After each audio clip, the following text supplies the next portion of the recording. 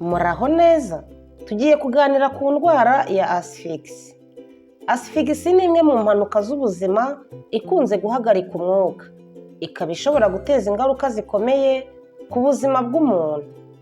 Muri iki kiganiro turaganira uburyo asphyxie ishobora guterwa n'indwara y'igicuri, ndetse tunarebere hamwe izindi mpamvu zisanzwe ziyitera, haba ku bana ndetse no ku bantu bakuru.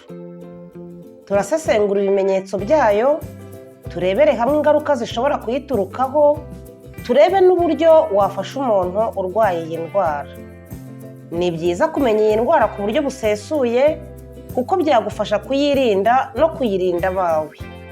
Kurikirana kino kiganiro neza, uraza kugera ku musozo umaze gusobanukirwa uko wakwifasha n'uko wafasha abandi mu bihe by'akaga kazanwe n'iyi ndwara. Njye tugiye kubana muri kino kiganiro, ndabasuhuje kandi mbahaye ikaze. Nitwa Miriam.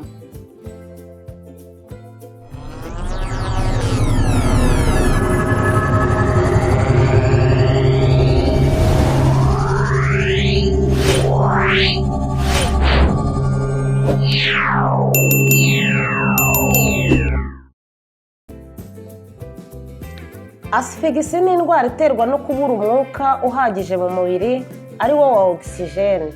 Ikaba izwi ku izina ryo kubura umwuka cyangwa guhagarara k'umwuka.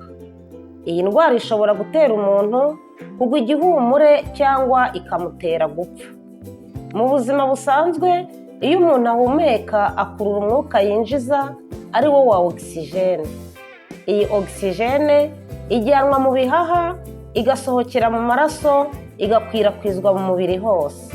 Ikaba ifite umumaro w'uko uturemangingo tuyifashisha mu gukora ingufu. Mu gihe inzira y'umwuka yifunze rero, haba mu kwinjiza umwuka wa oxygene cyangwa mu gusohora umwuka wa dioxide de carbone, bishobora gutera kugwa igihumure ndetse bikaba byanavamo gupfa. Asphyxie ishobora gutera hypoxie, ariko kuba ufite hypoxie ntibisobanura ko ufite asphyxie.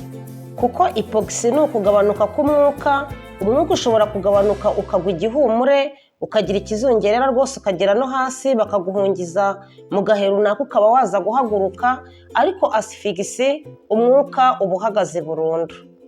Mu kiganiro giheruka twavuze kuri nyirabayazana y'urupfu rwa Gogo Gloriose, uzwi ku mazina ya Musabyimana Gloriose, ku indwara y'igicuri ariyo yakuruye indwara ya asphyxie. Imwe muri complication zayo cyangwa se mu ngaruka z'igicuri ikaba ariyo yamuhitanye. Igicuri rero nibyo koko gishobora gutera indwara ya asphyxie mu buryo butandukanye, bitewe n'ubwoko bw'icyo gicuri n'igipimo cy'uburwayi kigezeho. Tuvuge ku buryo igicuri gishobora gutera indwara ya asphyxie. Uburyo bwa mbere, habaho kwikanda k'umuhogo, aribyo twita laryngospasme. Mu gihe umurwayi w'igicuri ari muri crise epileptique, cyane cyane iyitwa tonico-clonique généralisée, imitsi y'umuhogo irikanda cyane, ikabuza umwuka gutambuka neza, ibyo bikamubyarira kugira asphyxie ndetse atanitabwaho byihuse akaba yapfa. Uburyo bwa kabiri igicuri gishobora gutera indwara ya asphyxie ni ukujya muri crise epileptique wari uri mu kurya cyangwa se wari uri kunywa. Iyo crise y'igicuri ije mu gihe umuntu yari ari kurya cyangwa se yari ari kunywa, ashobora kugira ibyago ibiryo cyangwa se amazi bikinjira mu bihaha, bigatera kubura umwuka ku buryo ashobora kugira asphyxie definitive, bikamuviramo no gupfa.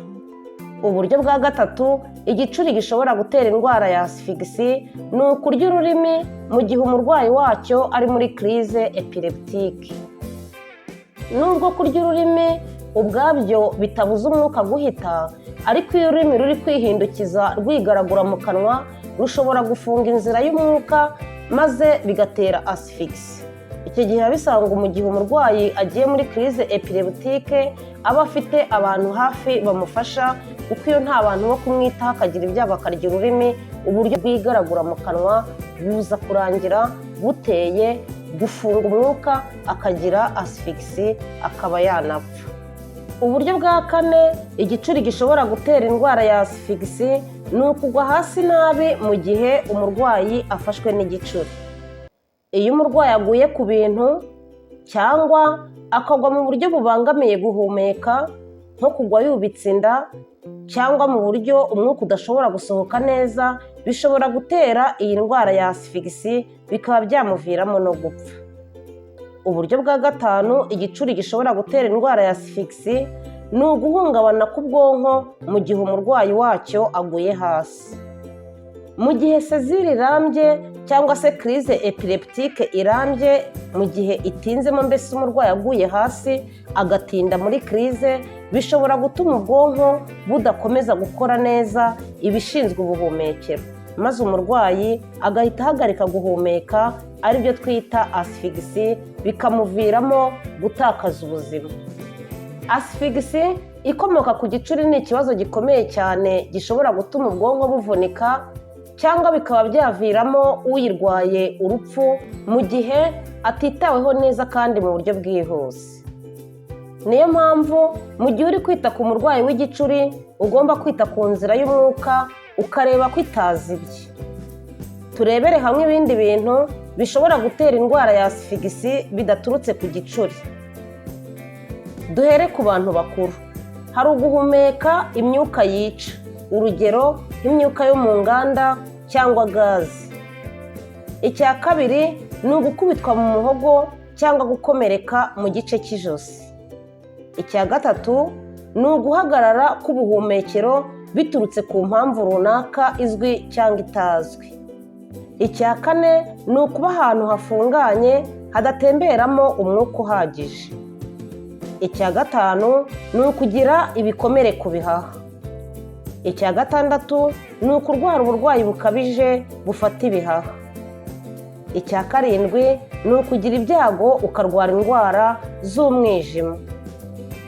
Icya munani ni ukuba urwaye indwara z'umutima, nazo zitera indwara yo kubura umwuka ariyo yitwa asifigisi, ndetse izi ndwara z'umutima hamwe n'indwara z'ibihaha byikusanyije bikaba byarabaye komplikasiyo cyangwa se ingaruka yaje guturuka ku gicuri, kuko Musabyimana Gloriose twavuzeho mu kiganiro cyatambutse yakundaga kugira sezire nyinshi cyangwa se crise epileptique nyinshi kandi ziza zihutiyeho, ku buryo yaje kuza kugira ikibazo cyo kwatakwa umutima, yatakwa n'ibihaha, bikagaragara ko n'umwijima waje kugira ikibazo.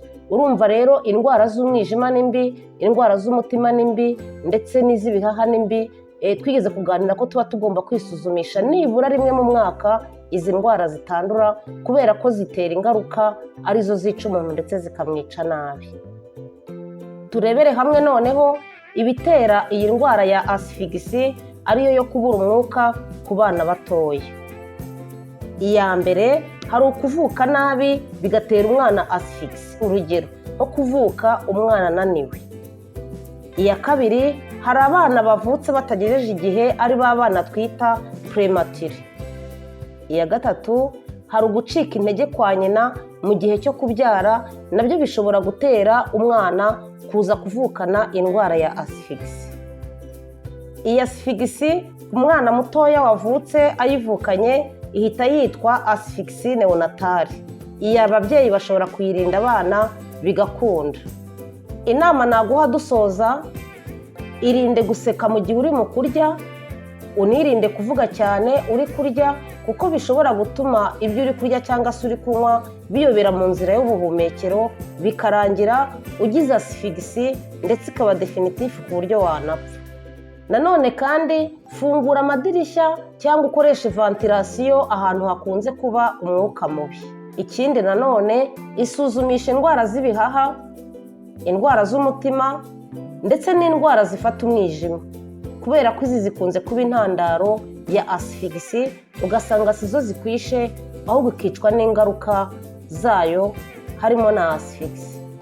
Ikindi nanone mu buryo bwo kurinda umwana kuvukana asifigisi neonatale, wowe mubyeyi uhutire kujya kwa muganga mu gihe inda ikigufata, kugira ngo bagukurikirane neza, umwana ataza kuvuka ananiwe bikamugiraho ingaruka yamukururira ubundi burwayi ndetse cyangwa se akagira ubumuga harimo n'iyi asifigisi ishobora guhitana ubuzima bwe mu buryo buri direkite cyangwa se ikaba yamutera no kugira ubumuga bundi bwo mu mutwe. Ndagushimiye, mugire amahoro naho ubutaha. Ndagukangurira gukora like kuko ni ingenzi cyane, ukore subscribe, ukore kukazogera kugira ngo tujye tubana mu bindi biganiro.